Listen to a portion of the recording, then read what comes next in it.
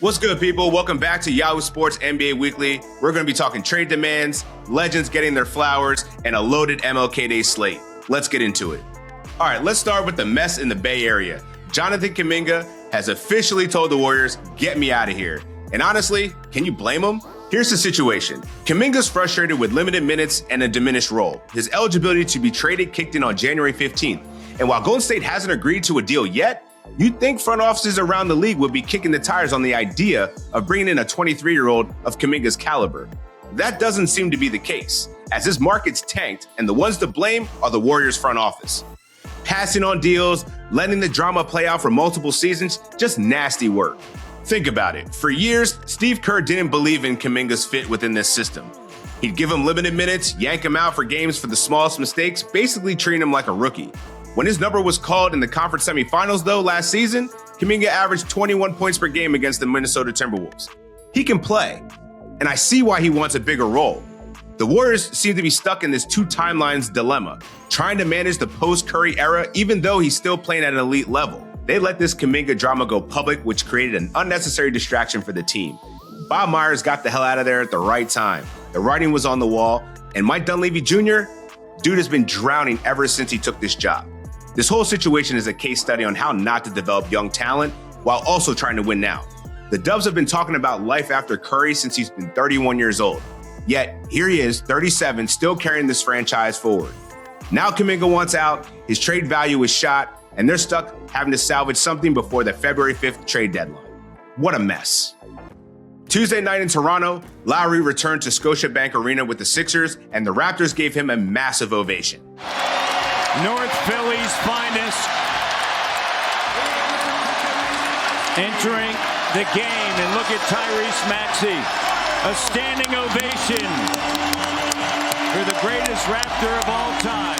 The Sixers won 115-106, but honestly, the score didn't matter. This was about Kyle Lowry getting his flowers. Lowry is the greatest Toronto Raptor of all time, period. Not Vince Carter, not Kawhi Leonard, Kyle Lowry. Sure, Vince introduced the Raptors to the world with his insane dunks and put the franchise on the map. And yes, Kawhi came in and hit that shot against Philly, completing the mission of winning the championship in 2019. But Kyle Lowry, he transformed that franchise. Lowry spent 9 seasons with the Raptors, becoming their all-time leader in assists. He was the engine behind that 2019 championship run.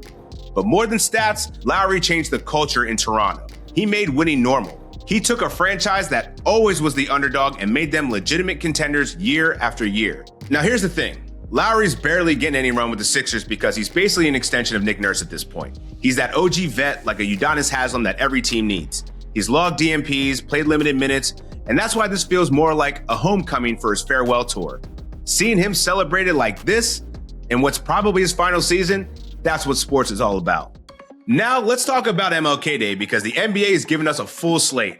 We've got 9 games on the schedule starting in Atlanta with the Bucks and the Hawks. The 2 games I'm most hyped for, though, the Celtics and the Pistons, and the Heat versus the Warriors. Let me tell you why the Celtics and Pistons is must-see TV. First, Jaylen Brown is on a tear right now, averaging 29, 7, and 5. True superstar numbers, but not getting that same superstar treatment. This man got fined $35K by the league for going off on the refs after the Spurs game last week. He played 43 minutes, took 28 shots, but didn't get a single free throw attempt, and then called out referee Curtis Blair by name in his post-game presser. Curtis, all them dudes was terrible tonight. I don't care. They can find me whatever they want, but it's crazy. Every time we play a good team, it's the same. Somebody please pull up the clips. I'm irate how the officiated the game today. I'm driving to the basket. I'm physical. I don't flop. I don't shy away from contact. I go up strong. I'm athletic. And nothing. I had 0 free throws tonight. The inconsistency is crazy. Brown drives to the basket just as much as SGA, yet he's not getting that same whistle. Brown ranks 15th in free throw attempts per game, while SGA is top 5. Brown has been balling despite all of that. The Celtics are holding down the number 2 spot in the East, and they've been doing that without Jason Tatum, who's been out all season recovering from a torn Achilles. This was supposed to be a gap year, but Jaylen Brown has stepped up and proven he's been playing at an MVP level. On the other side, you've got the young Pistons finally getting healthy. They have the 2nd highest defensive rating in the league this year. All-star to be Cade Cunningham is still dusting off some cobwebs, while Jalen Duren and Tobias Harris made immediate impacts in their returns last week. With a victory, Detroit can go up 3-1 in their matchups versus the Celtics this year and prove they're a legit contender. But the dark horse game that I'm really watching is the Heat versus the Warriors. Remember, Golden State sent Andrew Wiggins, Kyle Anderson, and a protected first-round pick to Miami for Butler at last year's deadline.